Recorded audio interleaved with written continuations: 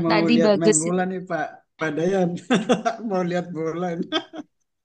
Lupa kalau ada jadwal Indonesia. Ya, sama Pak dosen, sama. Ya, oke ya. Berarti nggak usah lama-lama ya.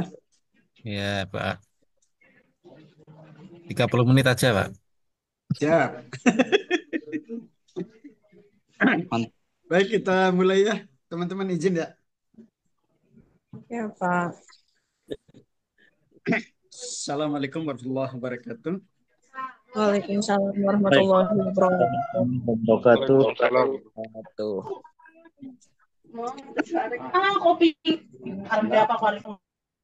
Bismillah, alhamdulillah, la haula wa la quwata illa billah, amma ba'd. Yang saya banggakan teman-teman, mohon maaf kita gabung di A5 dan A6. Alhamdulillah ini di pertemuan yang terakhir karena minggu depan nanti kita akan UAS dan ya nanti saya coba buat soal yang sesuai dengan beberapa hal yang sudah kita sampaikan ya. Dan jangan khawatirlah teman-teman dengan saya pokoknya sepanjang rajin nanti ada hal yang bisa kita banggakan dari sisi nilai ya. Dan saya ingin segera teman-teman untuk cepat selesai. Eh, 1,5 tahun lagi lah ya untuk bisa menyusun skripsi dan skripsi yang bagus itu adalah skripsi yang selesai ya, bukan skripsi yang ideal tapi nggak selesai-selesai gitu. Baik, teman-teman yang saya hormati, saya ingin bicara persoalan sekolah bukan kuburan massal, mekanisasi sesuai kemauan negara ya. Eh, ini penting saya sampaikan sampai kemarin di sidang disertasi itu saya mempertanyakan ke promovenda ya, kebetulan perempuan dan saya sampaikan ketika landasan teori yang diambil adalah teorinya Ki Hajar Dewantoro yang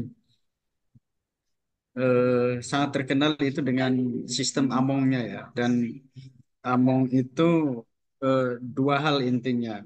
Pertama, diberikan kemerdekaan anak. Yang kedua, belajar bersifat alamiah gitu. Ya, ini saya bicara tentang persoalan Dasein dengan Dasolen.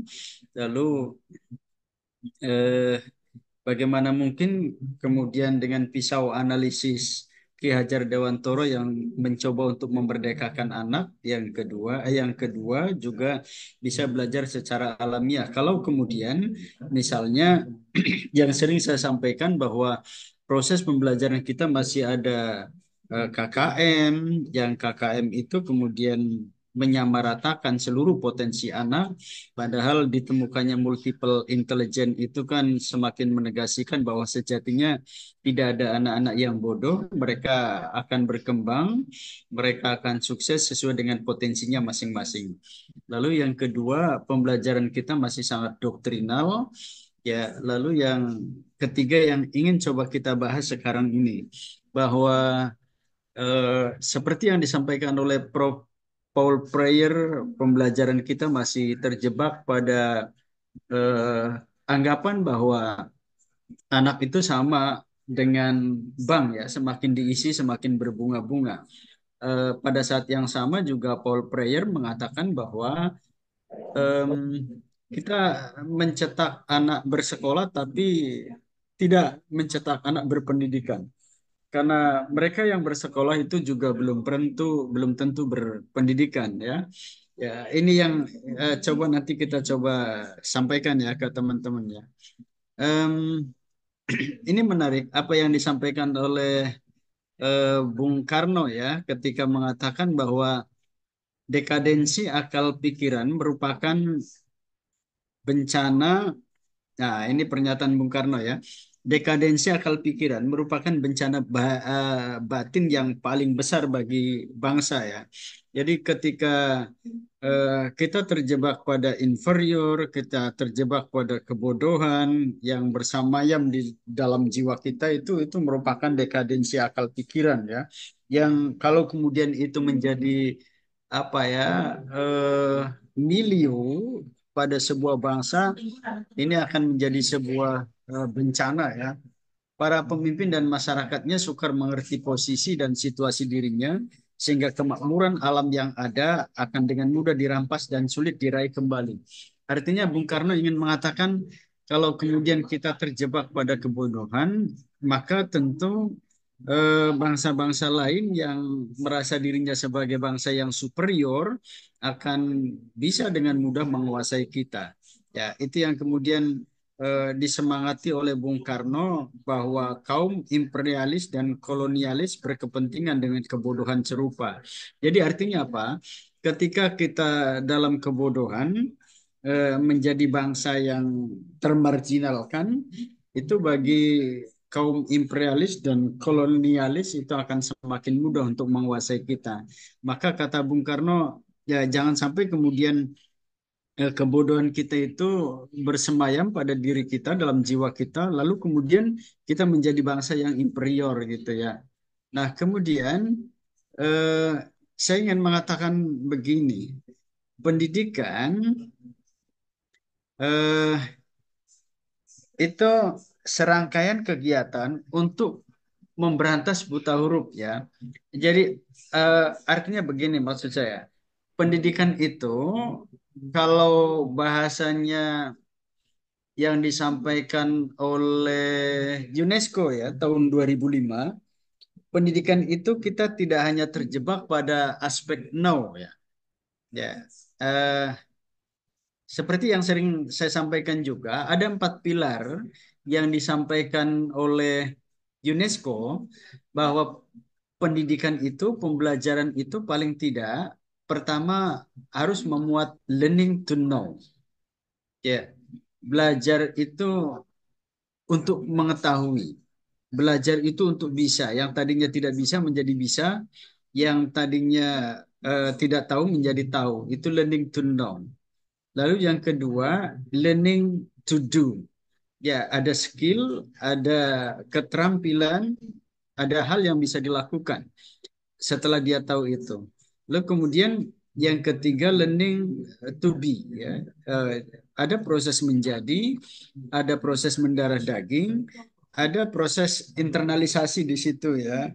Eh, Sehingga kemudian kita tidak apa ya, kalau bahasa Al-Quran itu dalam, kalau nggak salah Quran surat As-Saff ayat yang kedua dan tiga itu, ya ayyuhalladzina amanu lima taquluna ma la taf'alun kabura maqtan indallahi an taqulu ma la taf'alun gitu. Jadi eh, bagaimana apa yang kita pelajari itu menginternal, mendarah daging, ya menjadi sebuah apa ya, aspek yang betul-betul kemudian bisa menjadi sesuatu hal yang harus diimplementasikan gitu. Ya, sehingga yang keempat, kata UNESCO tahun 2005 itu bahwa pendidikan itu atau pembelajaran itu harus memuat aspek learning to live together. Dia bisa hidup berdampingan walaupun kemudian mereka berbeda pandangan dengan kita, tidak sama interpretasinya, tapi kita bisa hidup berdampingan gitu ya. Ada toleransi di situ, ada pendidikan dalam konteks UIN Cyber Syah Nurjati Cirebon itu pendidikan multikulturalisme gitu.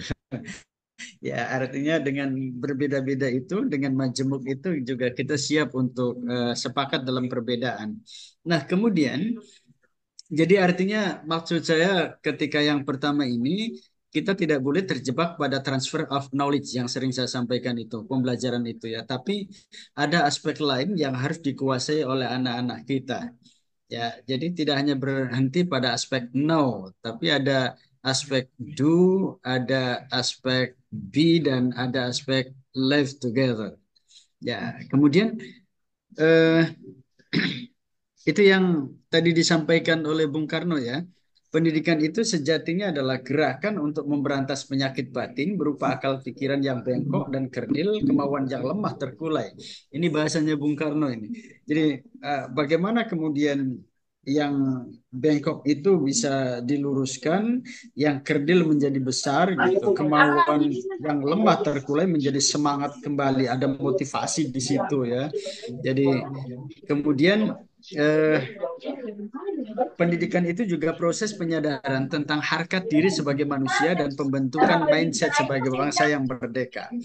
Tadi yang saya sampaikan atau beberapa kali juga ketika kita bertemu itu, bahwa pendidikan itu ada tiga hal ya, juga memuat aspek hal yang penting. Nah, yang kita nanti kekurangan itu baju seragam.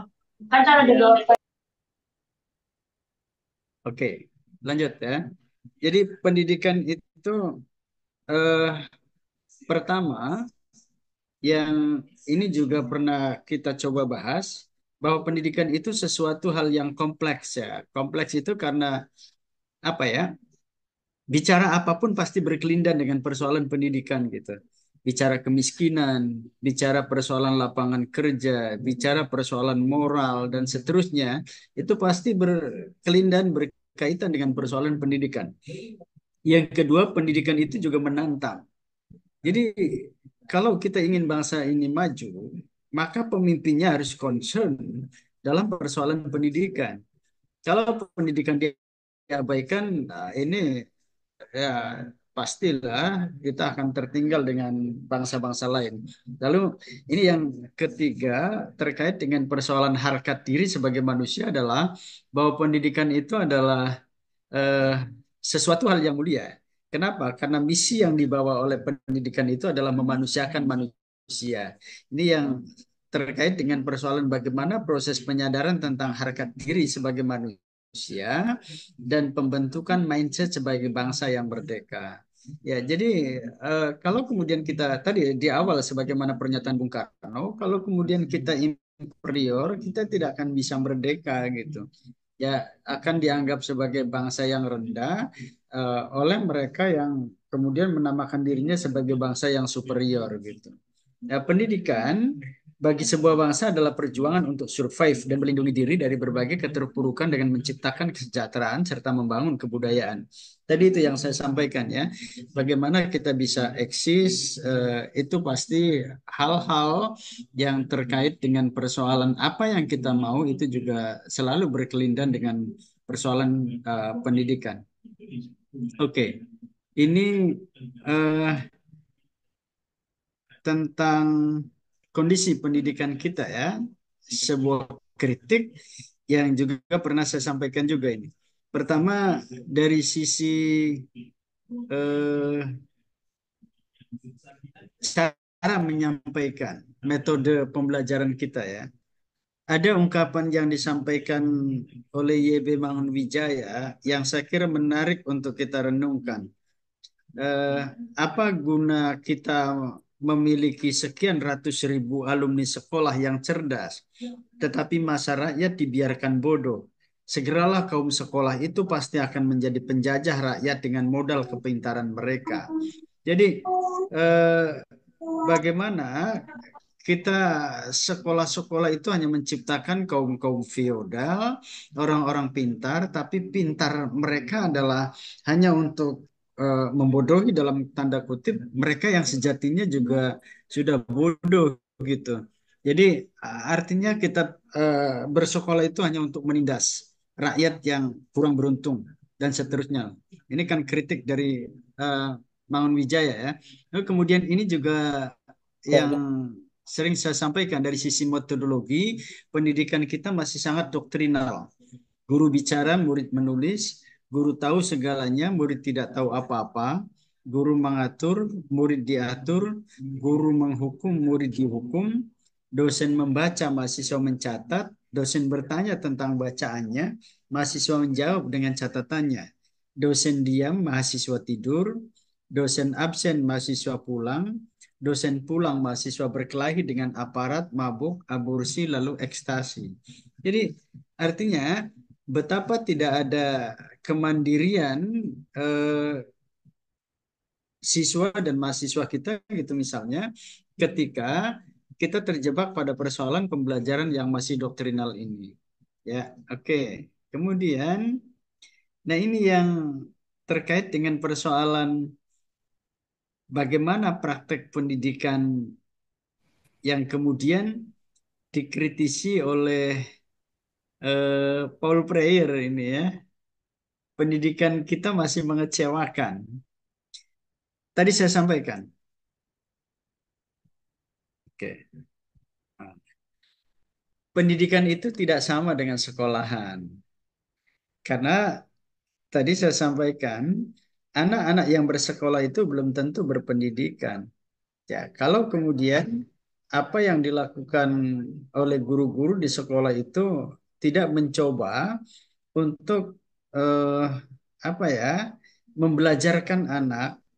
Anak terlibat dalam proses pembelajaran, lalu anak juga kalau dalam bahasanya tadi Ki Hajar Dewantoro itu anak-anak bisa belajar secara alamiah dengan pengalaman-pengalaman sosial mereka. Jadi tidak kemudian kemauan guru, kemauan negara memaksakan diri terhadap apa ya, kemauan mereka untuk dalam tanda kutip menjajah ya pribadi anak-anak kita itu. Ya, sekolah itu hanya menghasilkan satu corak pendidikan. Padahal ya seperti saya juga sering sampaikan bahwa ditemukannya multiple intelligence itu kan sejatinya bahwa bagaimana anak bisa berkembang dengan kemampuan mereka, lalu guru dan sekolah itu mencoba untuk memfasilitasi mereka supaya kemudian mereka bisa berkembang dengan baik, mereka bisa berkembang dengan dahsyat sesuai dengan kemampuan dan potensi yang mereka miliki. Ya, anak sekolah tidak berarti manusia berpendidikan tadi itu ya.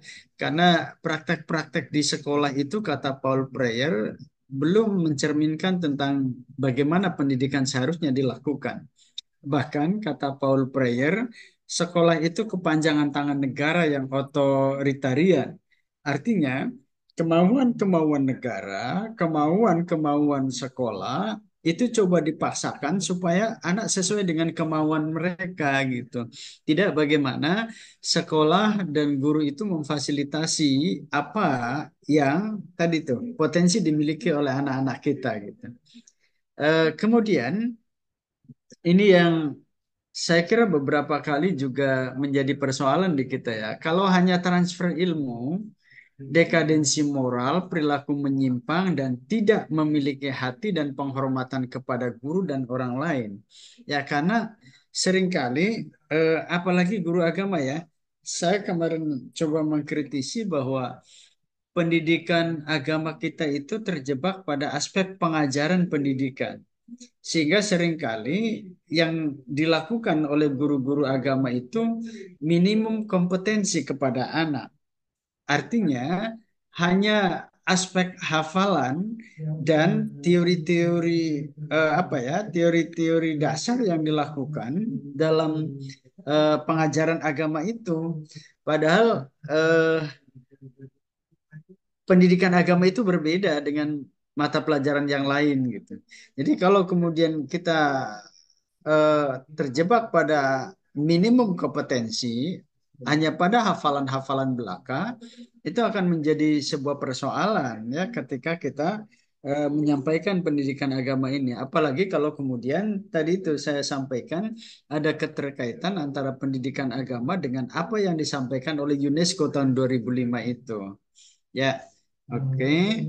Kemudian ini yang coba saya munculkan bagaimana pendidikan dan pembacaan kritis konsep Paul Freire. Dunia pendidikan itu memerlukan kepemimpinan yang revolusioner. Metodenya bukan hanya propaganda libertarian yang hanya sekedar menanam, ya, yang tidak hanya sekedar menanam, tetapi dengan dialog. Ya, jadi artinya dunia pendidikan itu adalah bagaimana bisa menjadi wahana anak untuk bisa berpikir kritis, dengan dialog-dialog, dengan diskusi yang kita lakukan di sekolah itu, bukan doktrin-doktrin yang hanya propaganda yang disampaikan oleh guru-guru gitu. Ya, tetapi bagaimana melibatkan mereka secara dialogis gitu kan, sehingga kemudian ada pembacaan kritis terhadap beberapa persoalan yang dihadapi oleh anak, terutama ketika berhadapan dengan lingkungannya. Guru dan siswa sama-sama bertindak dalam dan tidak bertindak terhadap kenyataan, sama-sama menjadi subjek. Jadi anak itu objek sekaligus menjadi subjek dalam pendidikan. Ya, jadi tidak melulu menjadi objek pendidikan. Jadi guru dan siswa itu sama-sama bertindak dalam dan bertindak terhadap kenyataan. Ya, artinya ada pelibatan anak dalam proses pembelajaran itu. Tidak melulu bahwa yang menjadi apa ya eh, aktif dalam proses pembelajaran itu guru-guru mereka gitu. Tapi kemudian siswa diabaikan hanya menjadi objek ya. Itu saya kira terjadi pada masa-masa sebelumnya, sebelum demokrasi yang sedemikian berkembang di kita secara cepat itu. Nah, kemudian perlunya pembelajaran selalu diasosiasikan dengan pembacaan kritis terhadap realitas. Jadi eh, ada hal yang harus kita sampaikan kepada anak bahwa sejatinya high order thinking skill itu menjadi sebuah pembelajaran yang terus terus disampaikan kepada anak sehingga pada saat tertentu dia bisa melakukan rekonstruksi terhadap pengetahuannya pada konteks yang berbeda gitu ya. Jadi tidak hanya menerima tetapi bagaimana anak-anak itu bisa membaca secara kritis terhadap realitas yang ada gitu. Pendidikan, pengukuhan terhadap nilai-nilai fundamental kemanusiaan seperti keadilan, adalah, persamaan, musyawarah, dan kemerdekaan, hurriyah. Jadi pendidikan itu sejatinya adalah menanamkan nilai-nilai kemanusiaan yang paling mendasar itu. Nah, bagaimana kita bisa bersikap adil, bisa ada kesetaraan gitu, dan juga ada kemerdekaan. Ya, jadi jangan sampai kemudian sekolah itu bagi anak adalah sebuah penjara baru gitu. Jadi 2 jam pembelajaran itu adalah penyiksaan bagi anak karena tidak ada kemerdekaan di situ dalam proses pembelajarannya.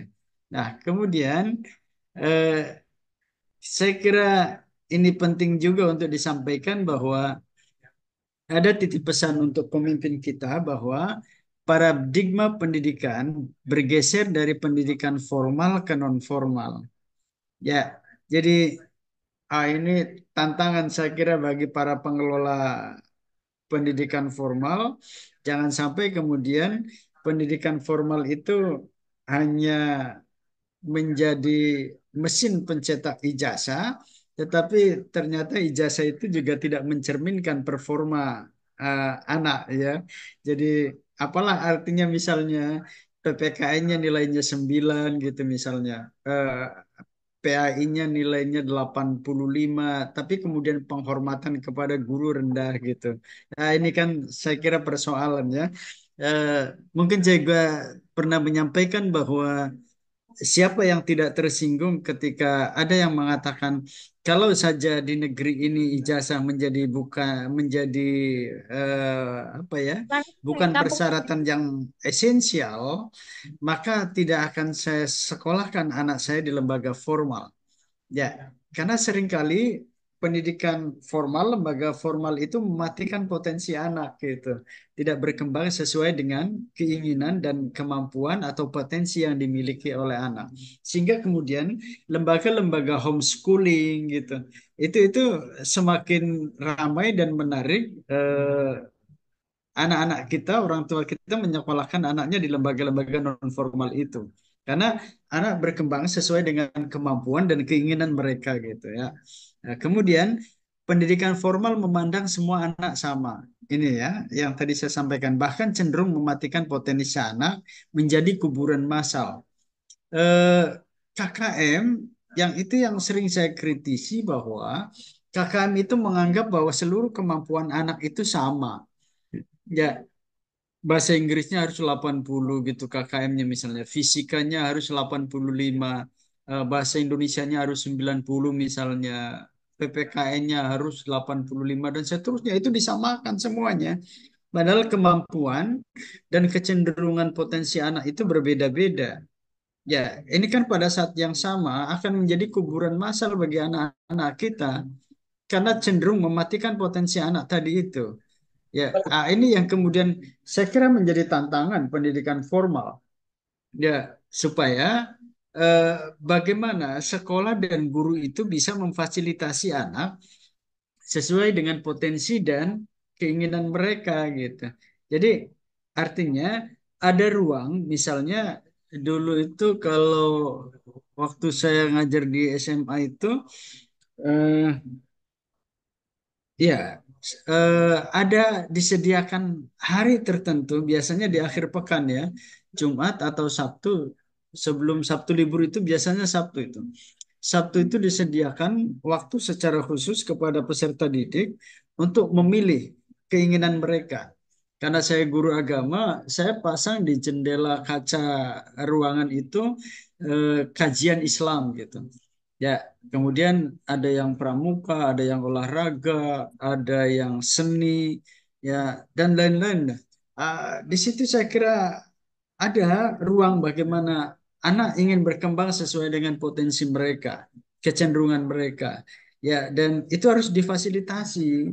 Ya, jadi nggak boleh kemudian kita menganggap bahwa semua anak itu sama, ya, sehingga pada saat yang sama ini akan menjadi kuburan massal gitu. Realitasnya kecerdasan anak, ya ada kecerdasan majemuk itu, multiple intelligence itu, yang berkali-kali saya sampaikan bahwa multiple intelligence itu semakin menegaskan bahwa sejatinya tidak ada anak yang bodoh. Itu realitas. Ya, bahkan sekarang di era disrupsi ada semacam konsorsium yang membutuhkan tenaga kerja tanpa mempersyaratkan ijazah. Yang penting memiliki skill dan kompetensi di bidang IT dan digitalisasi untuk secara online melayani konsumen atau pelanggan. Jadi artinya apa?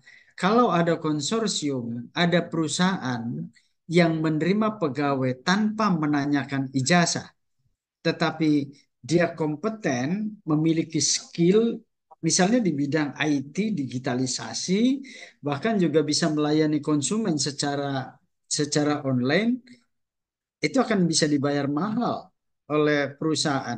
Dan tentu pada saat yang sama ini akan menjadi ancaman bagi perguruan tinggi, bagi sekolah, pencetak ijazah yang hanya kemudian tadi mengandalkan selembar ijazah, tapi tidak mencerminkan performa anak, performa seseorang.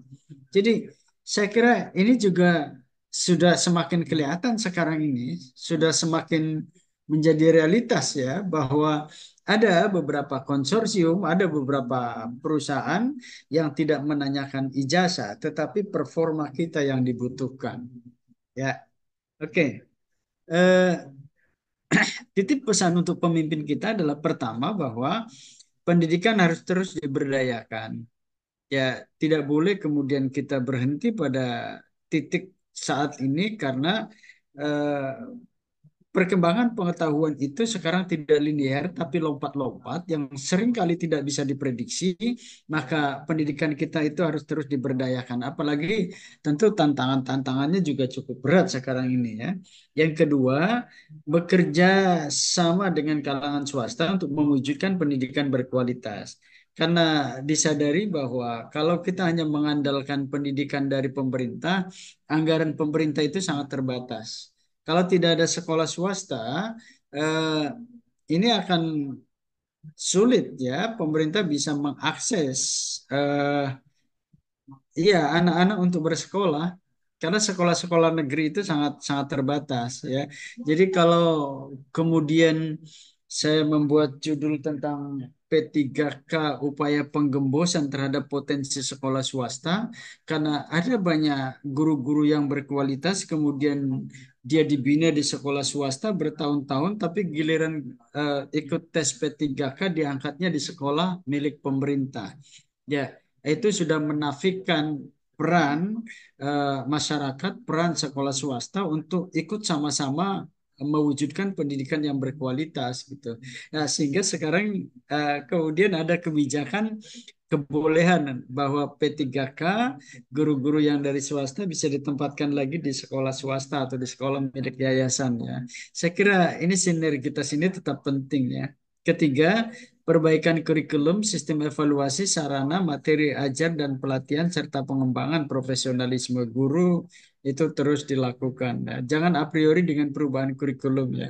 Tapi bahwa kemudian kurikulum berganti secara cepat itu juga yang dikritisi oleh legislator di DPR, ya hal yang kurang bijak juga katanya. Ya, tapi bahwa perubahan itu pasti ya.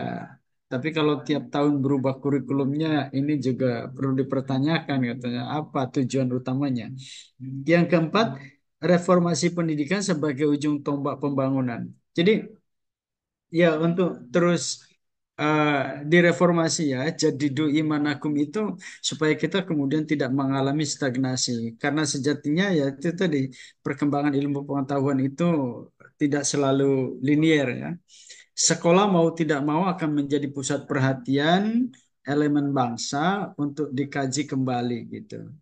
Ya, eh, apa namanya? Untuk terus ya dikaji ya. Kajian dimaksud dilakukan melalui perencanaan, pelaksanaan, pengawasannya yang lebih efektif dan efisien. Eh, Tentu saya kira eh, kalau saja otonomi daerah ini betul-betul pusat secara rela untuk menjadikan pendidikan juga diberi otonomisasi gitu ya. Tapi sayangnya apa ya terjadi setengah hati gitu. Ya, kita memberikan otonomi daerah, otonomi pendidikan, otonomi sekolah itu kan turunannya kan begitu. Kalau sudah otonomi sekolah ada otonomi guru gitu. Ya, tapi ternyata ini setengah hati karena banyak wilayah-wilayah daerah kemudian diambil alih lagi oleh pemerintah pusat ya. Kemudian, ini udah terima kasih ya. Saya kira jam berapa ini? Iyalah, hampir setengah jam ya. Nanti kalau tidak ada pertanyaan, tapi kalau ada pertanyaan nggak apa-apa. Kita cukupkan pertemuan sampai di sini karena di sana dia sudah bahagia dengan orang lain. Hidup sendirian tanpa kekasih cukup sekian dan terima kasih. Minum kopi di hari senja, jangan lupa campur roti. Teruslah semangat mengejar cita-cita, jangan terlalu sibuk mengejar dia yang tak pasti. Cakep. Mantap, mantap Pak dosen. Cakep. Gila, Iya, gila. gaul juga ya ternyata ya. Oke, teman-teman, saya kira itu. Kalau ada pertanyaan silahkan. Kalau tidak ada, siap-siap minggu depan untuk SUUAS. Kalau nanti saya dengan Ibu Umi biasanya atau dengan Ibu Robi kayaknya ya. Saya akan coba konsultasi, koordinasi apakah soal segera untuk bisa ditayangkan dengan durasi waktu misalnya seminggu gitu supaya ada ruang untuk segera menyelesaikan soal dan jawabannya secara ya cepat atau punya ruang karena Bapak Ibu teman-teman ini punya kesibukan yang luar biasa di luar sana. Jadi bisa ada waktu untuk segera menyelesaikan soal yang saya sampaikan gitu. Baik, Siap, Pak kalau ada dosen. pertanyaan silakan. Kalau tidak ada saya akan lebih bersyukur. Udah mulai Izin tinggi bertanya, saya. Pak dosen. Mana Ibu Mita? Iya, Pak dosen. Iya, silakan Bu Mita. Oke, mohon maaf Pak dosen, izin bertanya. Ini mungkin Hmm, terkait KKM yang tadi sedikit disinggung sama Pak dosen, nggih. ya. Realitanya memang betul terjadi adanya di sekolah-sekolah seperti itu di madrasah-madrasah. Anak itu memang kemampuannya kan tidak sama, nggih, antara satu sama Hmm, lainnya. Tetapi kami guru dituntut untuk saat ini, apalagi ini terasa sekali di Kurtilas ya. Karena kami yang hmm, kelas 3 itu kan masih menggunakan kurtilas, Pak dosen. Itu kan kami itu sangat merasa bagaimana ya, serba salah gitu.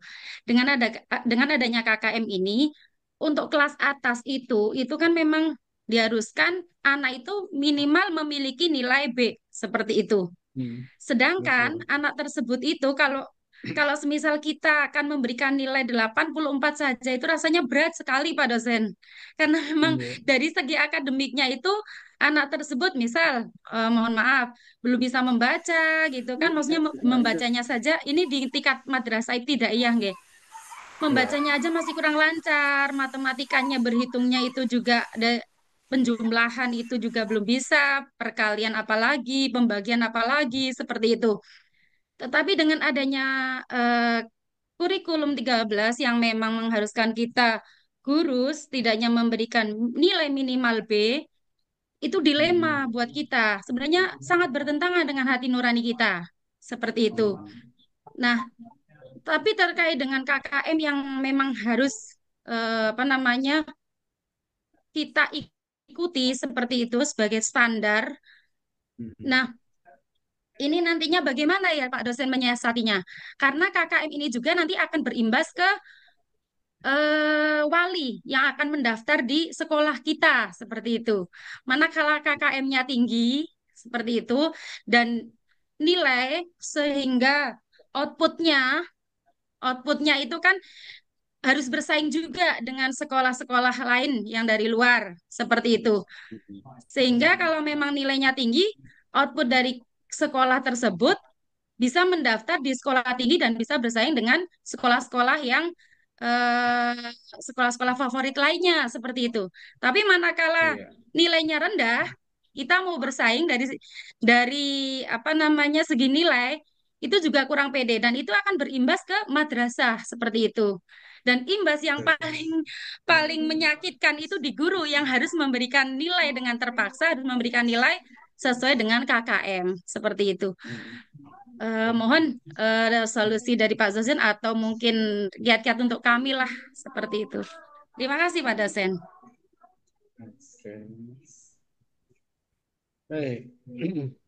Eh, ini yang selalu juga dikeluhkan oleh guru-guru ya, oleh teman-teman yang sering ngobrol dengan saya bahwa guru SMP menyalahkan guru SD karena ada banyak guru-guru, ada banyak siswa dari SD yang melanjutkan ke SMP itu yang masih ada tidak bisa baca bahkan menulis juga masih kurang bagus gitu.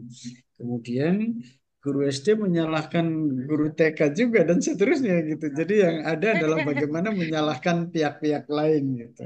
Satu Betul, itu. betul. Yang kedua, sistem pembelajaran kita itu sekarang ini kan menggunakan mastery learning. Mastery learning itu pembelajaran tuntas ya. Artinya tidak boleh ada anak yang tinggal kelas gitu dengan mastery learning ini. Ya, lalu yang ketiga, ini persoalan harga diri. Tadi yang disampaikan oleh Ibu Umi itu. Jadi kalau ada anak-anak yang tidak lulus, tidak naik kelas, atau bahkan dia tidak bisa melanjutkan ke jenjang yang lebih tinggi di sekolah-sekolah yang dianggap favorit, itu sebuah persoalan tersendiri bagi harga diri sebuah lembaga ya, bahkan kepala sekolah atau yang lainnya gitu. Nah, Betul, betul, ini betul. yang kemudian saya mencoba untuk menulis kemarin membaca tentang apa yang akan dilakukan oleh Pak Menteri yang baru. Walaupun itu baru wacana ya, Menteri Pendidikan Dasar dan Menengah, ya Prof. Muti itu.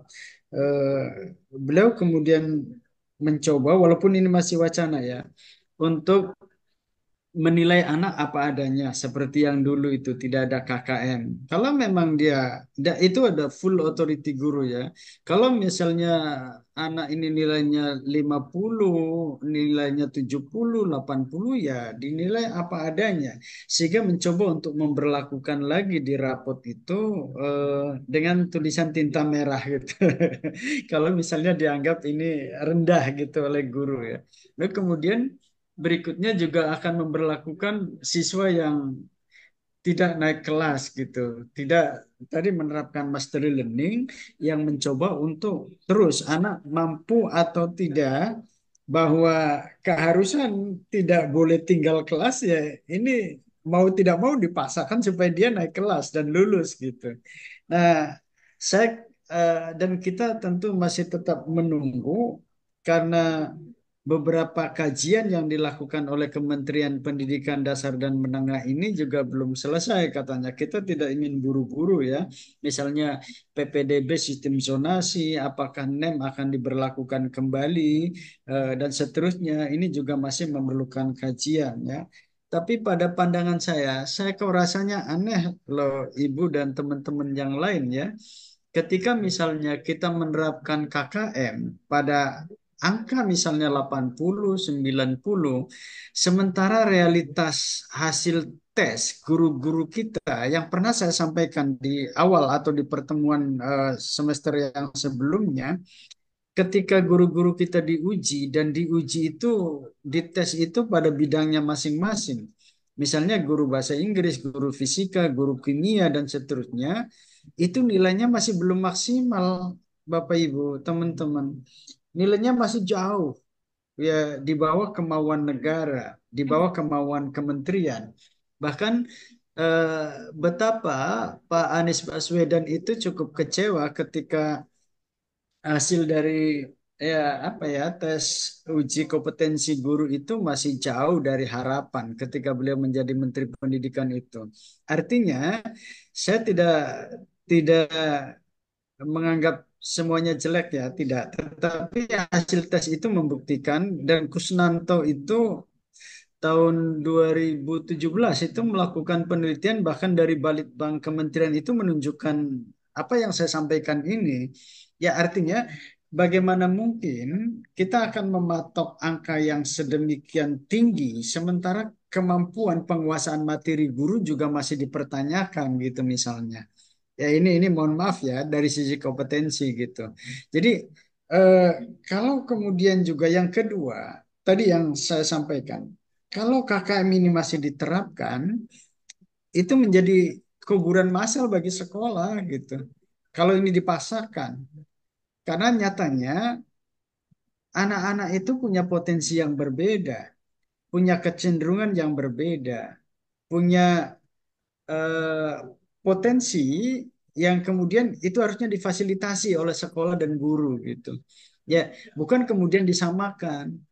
Ya, kan ada anak yang bahasa Inggrisnya bagus, tapi kemudian skillnya olahraganya jelek gitu misalnya.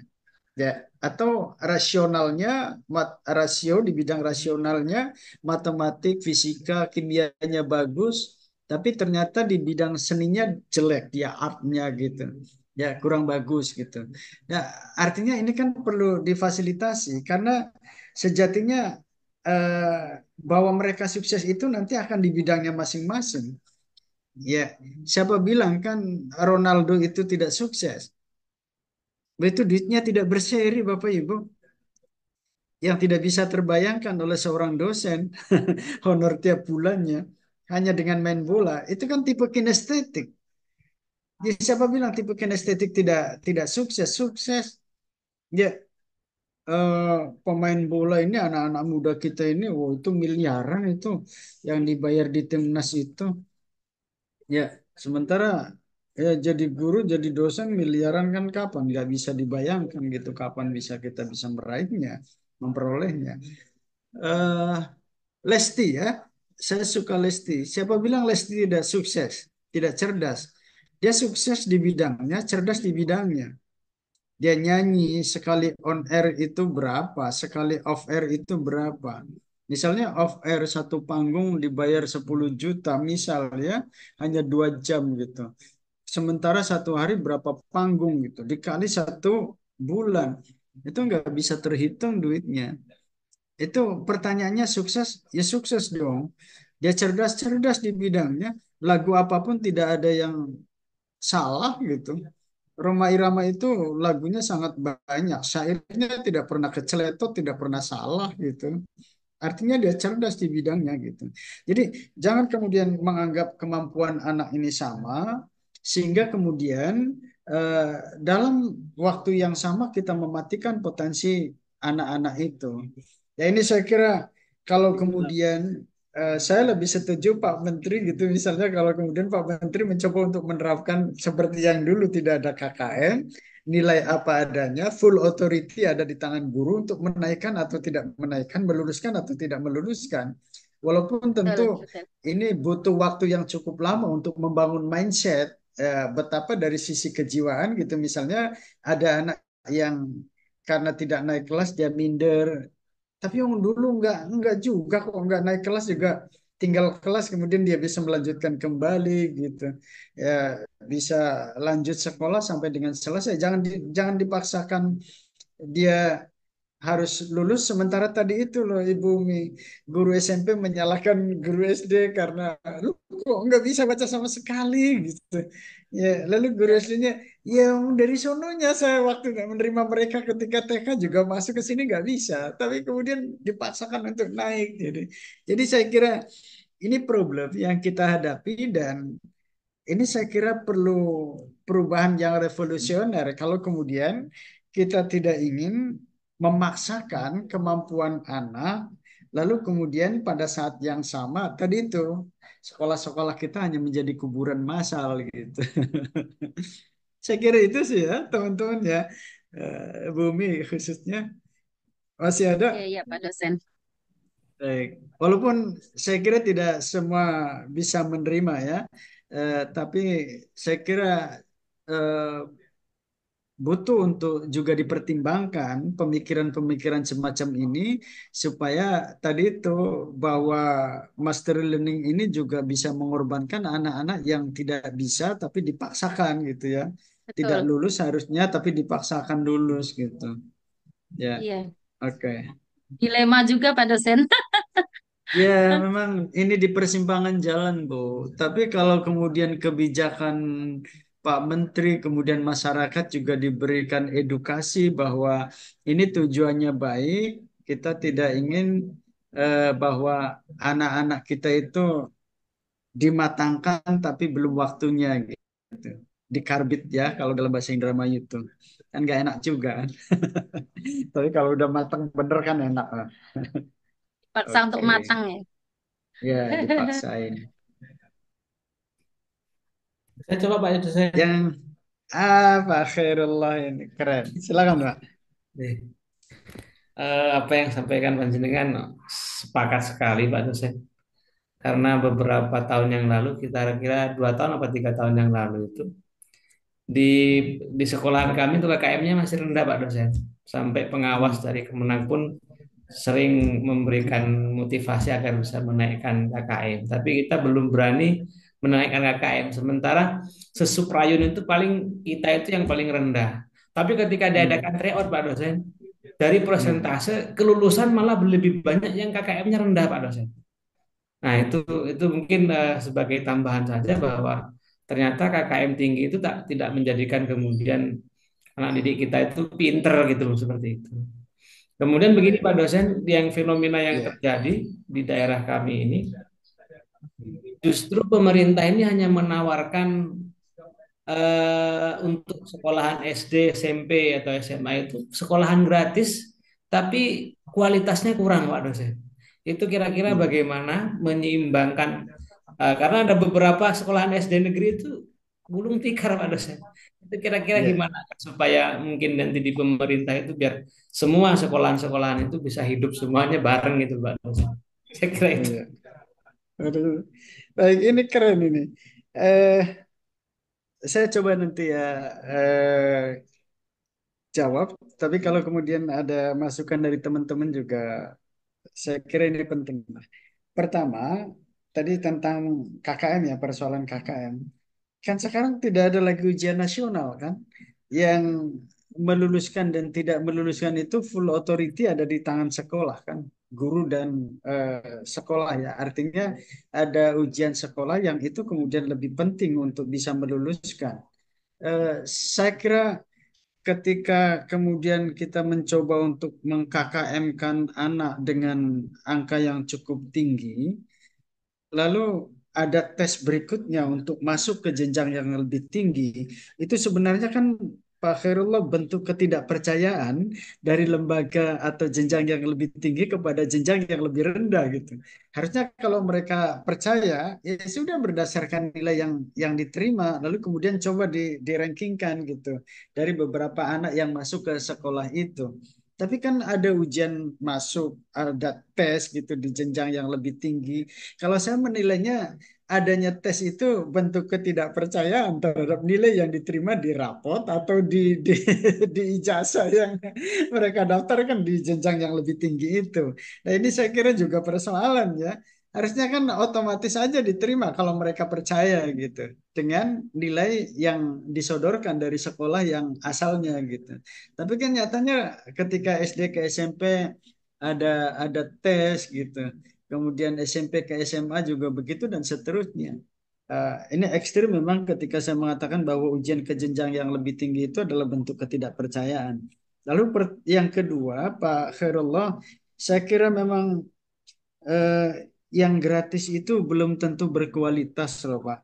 Justru sekarang banyak sekolah-sekolah gratis itu ditinggalkan oleh pelanggan kita.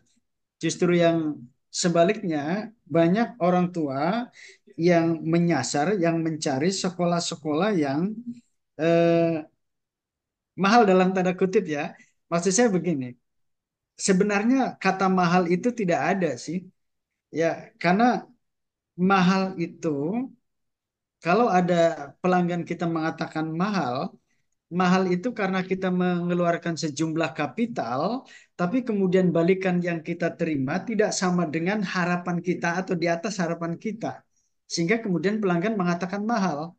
Tapi kalau kemudian saya misalnya mengeluarkan sejumlah uang ke lembaga, tapi kemudian balikan yang kita terima, orang tua terima, itu sama dengan harapan mereka atau di atas harapan mereka, mereka tidak akan mengatakan mahal, Pak. Ya, itu yang kemudian justru dicari gitu sekolah-sekolah yang bayar itu. Kan ini juga adanya BOS ini juga kalau bahasanya Bu Umi itu dilematis ya. Satu sisi kita memenuhi eh, domain sosial domain approach gitu kan. Tapi sisi lain ini melemahkan responsibility, melemahkan sense of belonging masyarakat terhadap lembaga pendidikan. Karena udah dibayar oleh negara, ngapain kita ikut berpartisipasi lagi kepada sekolah? Udah biar aja gitu kan. Nah ini kan juga saya kira persoalan. Jadi jangan menganggap bahwa sekolah gratis itu akan diminati oleh calon pelanggan kita ya. Justru kecenderungan ini saya punya lembaga Pak Khairullah SD dan TK bayarannya di atas rata-rata Pak. Antar jemput pagi-pagi dijemput, eh, siangnya makan siang. Ya, jadi sebelum Pak Prabowo mencanangkan makan gratis siang itu, ini sudah makan gratis Pak, siang, bukan gratis dibayar oleh orang tua, tapi mereka bayar kemudian siangnya makan gitu.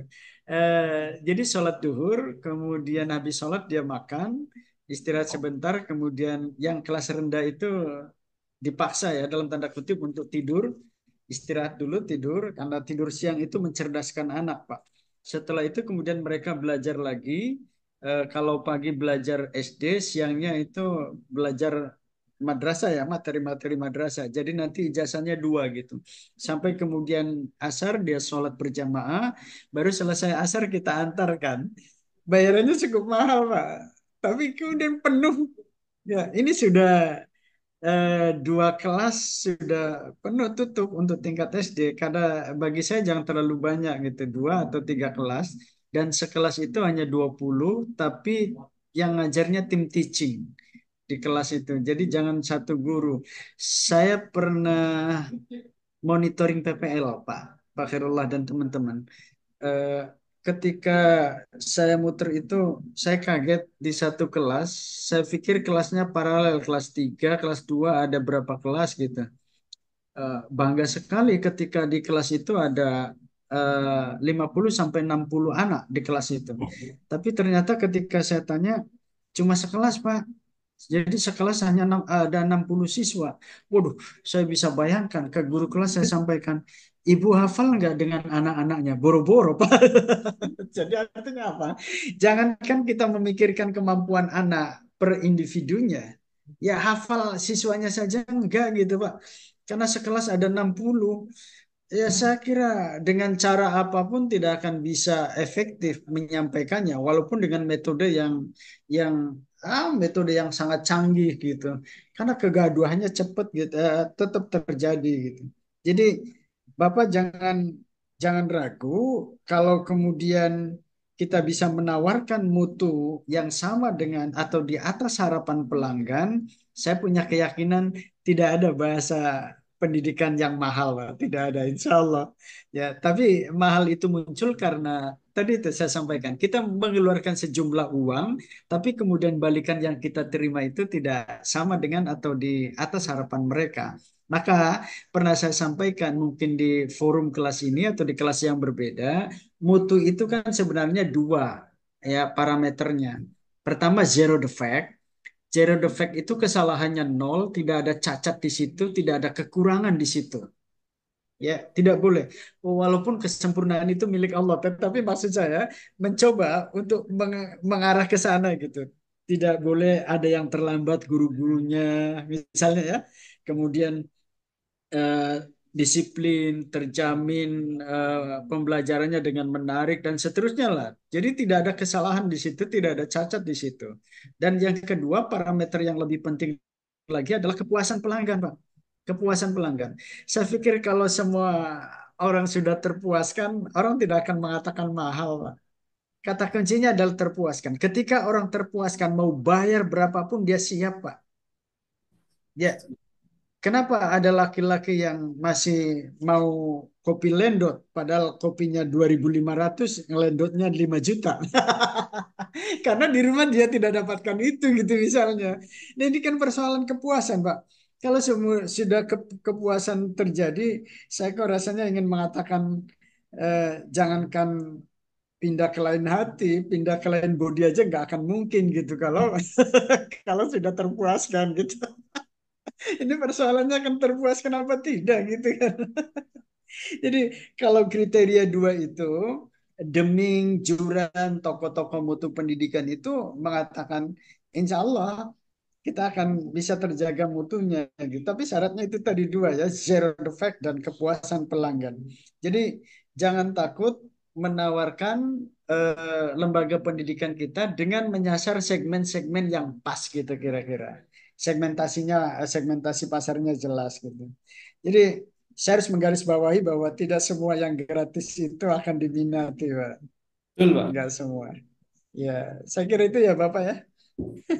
Ya, betul, Pak. Eh, Terima kasih jazakumullah Pak dosen. Oke, sami-sami. Masih ada? Nanti saya share aja ya materinya ya. Oke. Siap Pak dosen. Ya, Ya, Pak. Pak dosen. Ya. Yang lupa Oke. handmade. Baik, saya kira itu masih ada atau cukup? Cukup, Pak dosen. Cukup. Kalau Pak Mario udah bicara berarti ini komandannya ini. Jangan Tapi jangan. izin Pak dosen, Ya, itu ada dari Pak Rifal Septiana ingin menyampaikan video apa? sebentar, video singkat untuk Bapak, khusus untuk Bapak itu Pak. Silakan Pak Rifal.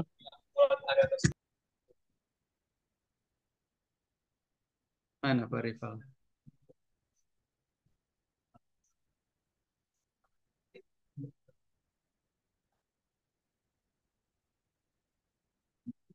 Waduh, keren ini.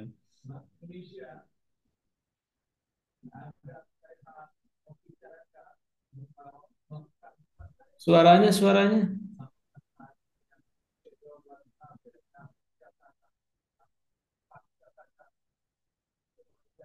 Rifal masih di mute, mute.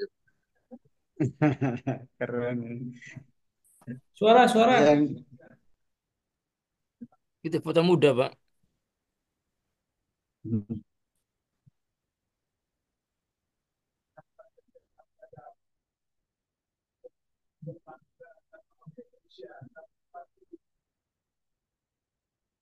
Belum ya suaranya ya? Share screenshotnya belum dicentang itu, Pak. Diulangi lagi. Oh,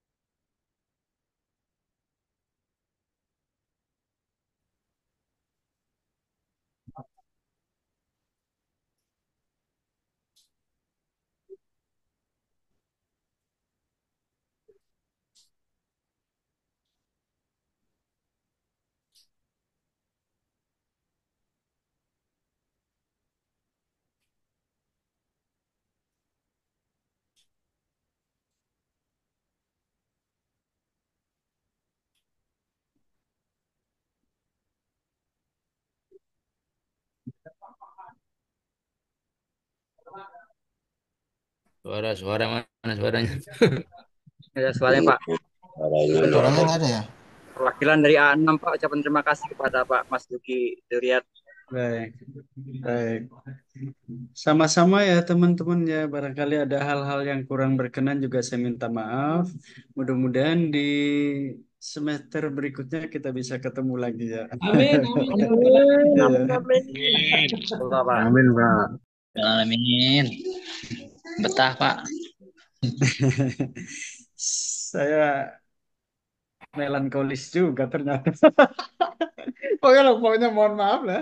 Ya, terima kasih apresiasinya dan ini pertemuan Semoga yang bertemu terakhir. lagi Pak di semester Iya, depan. mudah-mudahan. Iya, saya senang ketemu Anam ini bagus-bagus maksudnya kalau dikasih stimulus tulisan itu langsung responnya luar biasa. Ya, ternyata lebih kritis ketika ketemu di mata kuliah gitu. Padahal kalau mata apa namanya materi-materi yang lain saya pikir lebih lebih hebat gitu. Ya, buktinya ya itu komentar-komentarnya juga kadang di luar dugaan saya. Baik, makasih teman-teman ya. Insya Allah saya secepatnya untuk menyampaikan soal supaya ada durasi yang lebih lama. Saya tahu ada banyak hal yang dilakukan oleh teman-teman di luar sana, sehingga mudah-mudahan bisa berbagi dan tidak bisa mengganggu atau tidak mengganggu aktivitas teman-teman di luar. Segera selesaikan kuliahnya. Kalau bisa, saya sering menyampaikan selesai S1 lanjut ke S2, Pak. Ya, kan PJJ, Amin, PAI kan amin. ada S2-nya. Ya, jangan terjebak pada zona nyaman. Bahasanya Prof. Renal Kasali itu, kalau kita terjebak pada zona nyaman, kita akan tergilas ya. Maka kita terus melakukan inovasi, karena inovasi juga kejam ya, karena akan membunuh sesuatu hal yang tidak relevan dengan kondisi kekinian. Ya, jadi tetap semangat, tetap bahagia. Saya suka ketemu teman-teman dan insya Allah pada momentum yang berbeda kita akan ketemu lagi. Amin, See amin. you Amin, amin. next day. Makasih ya teman-teman ya. Sekali lagi mohon maaf. Mudah-mudahan nanti pada saat wisuda ingatkan saya, undang saya supaya saya bisa hadir ya kalau wisuda ya. Atau nanti penguji skripsinya saya gitu, pembimbingnya Nah, saya kan. Pak dosen, Pak. Alhamdulillah. Pak, mudah-mudahan Pak. Setuju. Siap. Oke. Amin, Makasih ya. amin, amin. Nggih. Iya, dosen. Pamit nggih. Iya Pamit. Pak. Assalamualaikum Ya, Pak warahmatullahi dosen. wabarakatuh. Waalaikumsalam warahmatullahi wabarakatuh. Matur suwun Pak dosen. Wabarakatuh. Waalaikumsalam warahmatullahi wabarakatuh.